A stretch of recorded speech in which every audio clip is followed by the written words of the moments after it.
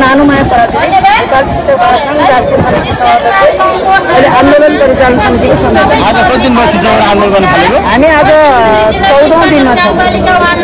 नयाँ वर्ष पनि सडकमा मनाउनु भयो? हामीले चैते दशैं पनि सडकमै मनायौँ, नयाँ वर्ष पनि सडकमै मनायौँ। किन मागहरु किन पुरा गरेन भन्नुस्?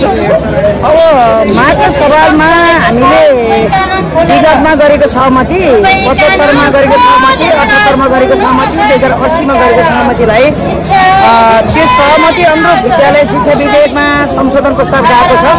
152 जना भन्दा बढी सांसदज्यूहरूले संशोधन प्रस्ताव राख्नु भएको छ र हामीले अहिले त्यो संशोधन प्रस्तावलाई पूर्ण रूपमा सम्बोधन हुने गरी विद्यालय शिक्षा विधेयकको बाँकी प्रक्रिया पूरा गरेर विद्यालय शिक्षा ऐन जारी गर्ने नै हाम्रो मुख्य मुद्दा हो। यसमा विद्यालय, विद्यार्थी, शिक्षक, कर्मचारी मैत्री अग्रगामी शिक्षा ऐन जारी गरियोस् भन्ने हाम्रो मूल मुद्दा छ। तपाईहरुको माग पूरा नभए तपाईहरु विद्यालय बन्द गर्ने हो?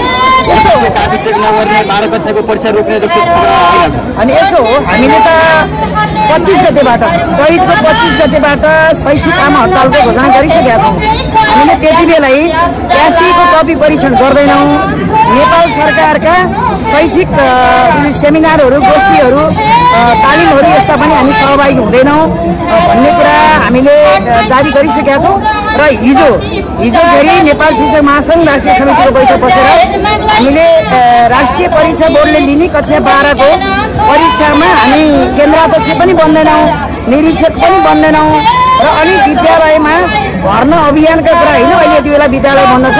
हामीले सबै शिक्षक कर्मचारीहरूलाई काठमाडौँ आउनको लागि आह्वान गरेका छौँ र संस्थागत विद्यालयहरूलाई पनि हामीले त्यहाँ पनि हामी पनि हाम्रो आन्दोलनलाई सघाइ दिनको लागि हामीले अनुरोध गरेका छौँ। तपाईँमा चाहिँ प्रश्न उठ्दा नि विद्यार्थीको भविष्यमा खेलवाड गर्नुभयो भनेर यो प्रश्न उठ्ने कुरा कस्तो हुँदो रहेछ भने यो प्रश्न अब मलाई लाग्छ नेपाल शिक्षक महासंघतिर होइन, अब सरकारतिर उठ्छ। किनभने 2072 सालमा नेपालको चाहिँ गणतान्त्रिक संविधान चाहिँ घोषणा भयो। अहिले 2028 सालको शिक्षा ऐनलाई टालटुल पारेर यो सरकारले चलाइराखेको छ।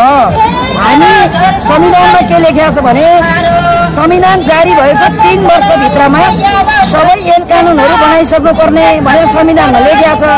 त्यो संविधानलाई कार्यान्वयन नगर्ने नेपाल सरकारप्रति प्रश्न हो क्या अब। र अब नेपाल सरकारले आज 53 वर्ष पुरानो चाहिँ शिक्षा ऐनलाई टालटुल गरेर चलाउने त्यो नेपाल सरकारमाथि प्रश्न हो। अब आम नेपाली जनताले नेपाल सरकारलाई प्रश्न गर्ने हो, शिक्षक कर्मचारीलाई प्रश्न होइन। अब त्यो नेपाल सरकारले किन शिक्षा ऐन ल्याएन?